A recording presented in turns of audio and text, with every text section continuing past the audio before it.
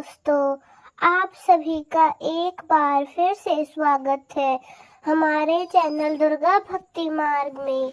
आज मैं आप सभी को सुनाऊंगी रविवार के दिन सुनी जाने वाली सूर्यदेव की व्रत कथा। शास्त्रों में लिखा है कि सूर्य का व्रत करने से काया निरोगी हो जाती है, साथ ही अशुभ फल भी शुभ फलों में बदल जाते हैं।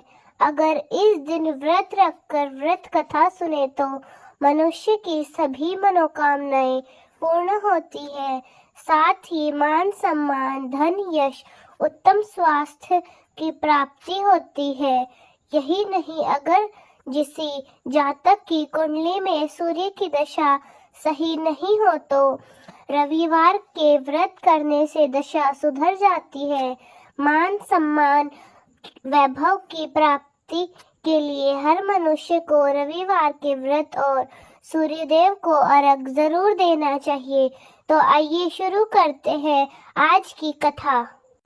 प्राचीन समय में किसी गांव में एक माँ और उसकी बेटी रहते थे।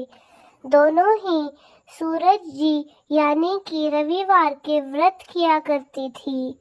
एक बार की बात है, रविवार के दिन माँ ने बेटी से कहा कि बेटा, मैं पानी लेने जा रही हूँ, तू 2 रोटी बना के रख लेना। एक छोटा रोट बनाना और एक थोड़ा सा बड़ा बना लेना। इतना ही बनाना जितना हम पूरा खा सकें, क्योंकि रविवार के व्रत में रोट को झूठा नहीं छोड़ते। और रोट के आटे में नमक भी मत डालना, क्योंकि रविवार को नमक नहीं खाया जाता है। यह कहकर माँ तो पानी भरने चली गई और बेटी रोट बनाने लगी। तभी सूर्यदेव ने सोचा, क्यों न आज इस बच्ची की परीक्षा ले ली जाए। तो सूर्य भगवान एक साधु बाबा का वेश बनाकर वहां आए और भिक्षा मांगने लगे।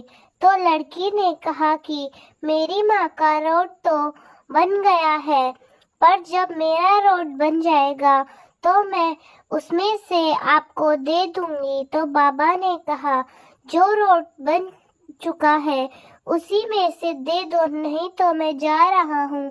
तो बेटी ने कहा कि थोड़ी देर रुक जाओ बाबा, मैं मेरा रोट बस बना ही रही हूँ, यह बनकर तैयार होने वाला है, आप खा लेना।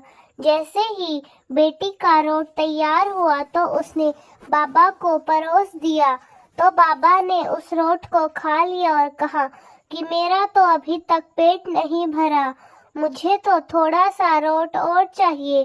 तो बेटी ने थोड़ा सिकोड़ तोड़कर अपनी माँ के रोट में से बाबा को दे दी।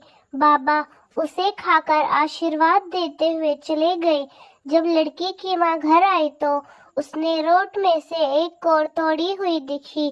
तो बेटी से पूछा कि मेरे रोट की कोर कैसे टूटी है। तो बेटी ने सारी बात बता दी। तो उसकी माँ बहुत ही नाराज हो गई और बोली कि धिये बाई धिये दे, रोटा मायली कोर दे, मारो दे बंचारो दे। यह कहकर वह अपनी लड़की को मारने लगी। तो लड़की मार की डर से जंगल की तरफ भाग गई और वहां जाकर एक पीपल के पेड़ पर चढ़कर बैठ गई। तो सूर्य भगवान ने सोचा कि बेचारी इस लड़की को मेरे कारण घर से निकलना पड़ा, इसलिए इसकी रक्षा भी मुझे करनी ही पड़ेगी। अब सूर्य भगवान रोजाना उसके लिए चूरमा का एक लड्डू और एक लोटा पानी भेज देते। लड़की मजे से खा पी लेती और वहीं पर बैठी रहती। एक दिन एक राजा शिकार करते हुए उधर से निकला। थकान मिटाने के लिए उसी पेड़ के नीचे आराम करने के लिए रुक गया। तो राजा ने अपने सेवक से कहा कि आज तो मेरी प्यास से जान निकली जा रही है, चुल्लू भर पानी भी मिल जाता तो प्राण बच जाते, वरना आज तो मेरी मौत निश्चित है। पेड़ पर बैठी लड़की ने यह बात सुनी तो उसने चुल्लू भर पानी डाल दिया। तो राजा ने कहा कि अरे सेवक, आधी जान तो बच गई है, एक चुल्लू भर और पानी मिल जाए तो आधी जान और बच जाएगी। तो लड़की ने फिर एक चुल्लू भर पानी डाल दिया तो राजा ने वह पानी भी पी लिया। लेकिन राजा को आश्चर्य हुआ कि पेड़ पर तो कोई तो है। तो राजा ने अपने सेवक से कहा कि मुझे लगता है पेड़ के ऊपर कोई है, तुम ऊपर चढ़कर देख लो कि ऊपर कौन बैठा है। जैसे ही सेवक राजा की आज्ञा अनुसार पेड़ पर चढ़ा तो वहां पर उसे एक लड़की बैठी हुई दिखाई दी। तो लड़की ने सेवक से कहा कि भैया, तुम यह स्वादिष्ट लड्डू खा लो और ऊपर से पानी पी लो, लेकिन राजा को मेरे बारे में कुछ मत बताना। यह कह देना कि ऊपर तो कोई नहीं है, पता नहीं राजा मेरे साथ कैसा व्यवहार करेंगे। सेवक तो भूख प्यास से परेशान था। उसने लड्डू खाया और पानी पी के नीचे जाकर राजा से कह दिया कि ऊपर तो कोई नहीं है। राजा ने सेवक से कहा कि खाया हुआ और नहाया हुआ व्यक्ति कभी छुप नहीं सकता। जब तू ऊपर था तो बिल्कुल थका हुआ था और आया है तो एकदम तरोताजा दिख रहा है। बता मुझे क्या बात है, मुझे शक हो रहा है, मैं खुद ऊपर जाकर देखता हूँ। यह कहकर राजा पेड़ पर चढ़े तो वहां पर एक ब्राह्मण की सुंदर सी कन्या को पाया। तो राजा ने कहा कि डरो नहीं, तुम बहुत सुंदर हो, तुम मेरे साथ चलो, तुम्हारे कारण ही आज मेरी जान बची है, मैं तुमसे विवाह करना चाहता हूँ। तो लड़की राजा के साथ चली गई। राजा ने उसके साथ विवाह कर लिया। साल भर में ही उसने एक बहुत ही सुंदर से बच्चे को जन्म दिया। राजा की अन्य रानियां थी, उनके कोई संतान नहीं थी, तो वह रानियां उस रानी की सुंदरता और उसके पुत्र से बहुत ही ज्यादा जलती थी। हर समय राजा से कोई न कोई शिकायत करती थी, लेकिन राजा ध्यान नहीं करते थे। वैशाख का महीना चल रहा था तो लड़की रानी रोजाना सुबह सवेरे जल्दी उठती थी और पीपल को सींच कर आती थी। वहां पर पूजा करती, कथा कहानी कहती और सुनती, फिर घर आ जाती। रविवार के दिन आकड़े के पेड़ की पूजा किया करती थी और उस दिन व्रत रखती थी। एक दिन रविवार आया और उस रानी का व्रत था। उसने अपने लिए रोट बनाया। तो जब रानियों ने देखा कि इतना बड़ा सारा रोट बनाया है तो वे भागी भागी राजा के पास गई और बोली कि तुम्हारी नई रानी ने तो रोट बनाया है, बनाना तो आता नहीं है, इतना बड़ा सारा रोट है, अगर आप खाओगे तो आपका पेट दुखेगा, अगर रानी खाएगी तो कुंवर सांप का पेट दुखेगा। नई रानी ने यह बात सुन ली थी तो उसने रोट को थाली के नीचे छुपा दिया और फिर सूर्य भगवान से सहायता के लिए प्रार्थना करने लगी। अब तो राजा ने सोचा कि बच्चे की बात है, उसकी तबीयत खराब न हो जाए, इसलिए राजा को छोटी रानी से पूछने जाना पड़ा। राजा छोटी रानी के पास गए और पूछा कि थाली के नीचे क्या है। तो छोटी रानी ने कहा, मेरे गरीब पीहर से आया हुआ उपहार है, आप देखकर क्या करोगे। तो राजा ने थाली उठाई तो उसके नीचे एक सोने का चक्कर था। तो राजा ने कहा, वाह भाई, गरीब पीहर वालों का ऐसा उपहार। छोटी रानी कुछ नहीं बोली, मन ही मन सूर्यदेव का धन्यवाद करती रही। ऐसा करते करते कई दिन बीत गए। एक दिन रानी खिड़की में खड़ी थी, तभी उसे उसकी माँ दिखाई दी जो बिल्कुल दरिद्र गरीब अवस्था में छाजले बेच रही थी। तो उसने सोचा कि माँ को यहाँ बुला लेती हूँ, आराम से रह लेगी, इतने नौकर चाकर है, वह भी कुछ काम कर लेगी और किसी को पता भी नहीं चलेगा। इस तरह धूप में घूमना तो नहीं पड़ेगा। तो उसने एक दासी को भेजकर माँ को बुलाया तो रानी की माँ अंदर आते ही अपनी बेटी को देखकर कहने लगी, धिये बाई, धिये दे, रोटा मायली कोर दे, मारो दे बंसारो दे। तो रानी ने सोचा कि कहीं सबको पता ना चल जाए कि मैंने अपनी माँ को इस तरह महल में बुलवाया है, मुसीबत हो सकती है। तो उसने अपनी माँ को चुपचाप एक कमरे में रहने को कहा और बाहर ताला लगा दिया।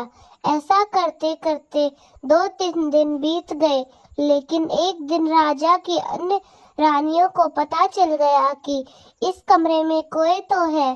तभी तो छोटी रानी इसमें बार बार आती जाती रहती है। तो वह राजा के पास गई और बोली कि राजा जी, हमें रानी के व्यवहार पर संदेह होता है। एक दिन एक औरत महल में आई थी, वह महल में घुसी थी पर वापस नहीं निकली। तो छोटी रानी ने यह भी सुन लिया। फिर से उसने सूर्यदेव भगवान से इस विपत्ति से बचने की प्रार्थना की। राजा तुरंत वहां आ गए और उस कमरे की चाबी मांगी। तो छोटी रानी ने डरते डरते कमरे की चाबी दे दी। राजा ने जैसे ही कमरा खोला तो वहां पर एक सोने की मूर्ति थी। राजा ने रानी से पूछा कि ये मूर्ति कहाँ से आई है। तो रानी ने कहा कि मेरे गरीब पीहर का उपहार है। तो राजा ने कहा कि तुम कहती हो मेरा पीहर गरीब है और उपहार इतने कीमती कीमती आते हैं, तो मुझे भी तुम्हारा पीहर देखना है। मैं भी वहां पर जाऊंगा, तैयारियां करो, हम चलेंगे। तो रानी ने सूर्यदेव से विनती करते हुए कहा कि हे सूर्यदेव, अब आप ही मुझे बताओ, मेरे तो कोई पीहर ही नहीं है, मैं राजा को लेकर कहाँ जाऊंगी, आप ही कोई रास्ता दिखाइए। तो सूर्य भगवान ने कहा कि मैं 1.25 की व्यवस्था तो कर दूंगा, लेकिन उसके बाद मुझे नगरी में उजाला करने जाना होगा। आप ऐसा करना कि 1.25 के अंदर वापस चले आना। तो सूर्य भगवान ने जंगल में अपनी माया से नगरी बसा दी। महल, झरोखे, बाग बगीचे, रिश्तेदार सब आदि माया से बना दिए। महल की रसोई में कई प्रकार के व्यंजन भी बन रहे थे। दास दासी वहां पर आ जा रहे थे। तो राजा रानी अपने बेटे के साथ वहां पर पहुंचे तो खूब आओ भगत की। सबसे मिलकर खा पी कर रानी ने कहा कि वापस चलते हैं। तो राजा ने कहा कि क्या जल्दी पड़ी है, थोड़ा आराम कर लेते हैं। तो रानी ने एक बार राजा से कहा कि वापस चलते हैं, लेकिन राजा ने तो वापस चलने से मना कर दिया। तो रानी ने अपने बेटे के चोटी काट दी तो वह जोर जोर से रोने लगा। राजा ने कहा कि क्या बात है, बालक रो क्यों रहा है। तो रानी ने कहा पता नहीं इसे क्या बात हो गई है, चलो महल चलते हैं, वहीं जाकर कुछ करेंगे, मुझे तो बहुत डर लग रहा है। तो राजा वहां से जल्दी चल पड़े। थोड़ी दूर जाने पर राजा को ध्यान आया कि उनकी कटार वहीं पर रह गई। तो राजा ने सेवक को कटार लाने के लिए वहां भेज दिया। जैसे ही सेवक वहां पर गया, वहां जंगल के सिवाय कुछ भी नहीं था। कटार झाड़ी में पड़ी थी। कटार लेकर सेवक भागा भागा आया और उसने राजा को सब कुछ सच सच बता दिया। तो राजा तो पहले ही शक कर रहा था। तो राजा ने तलवार निकाली और गुस्से में आकर रानी से कहा कि सच सच बताओ। तो रानी ने डरते डरते सब कुछ सच सच कह डाला और सूर्य भगवान की कृपा और मदद के बारे में भी उसे सब कुछ बता दिया। तो यह सब सुनकर राजा को बहुत खुशी हुई और रानी को रविवार के व्रत अच्छे से करने को कहा, जिससे रानी का मान सम्मान और भी बढ़ गया। तभी से माना जाता है कि रविवार के व्रत करने से खोया हुआ मान सम्मान वापस मिल जाता है। हे सूर्यदेव, जैसा सुख उस लड़की को मिला वैसा सबको मिले। कहानी सुनने वाले, कहने वाले और हुकारा भरने वाले सभी को मिले। तो दोस्तों, कैसी लगी आपको हमारी आज की कहानी? कमेंट्स में ज़रूर बताएं। धन्यवाद।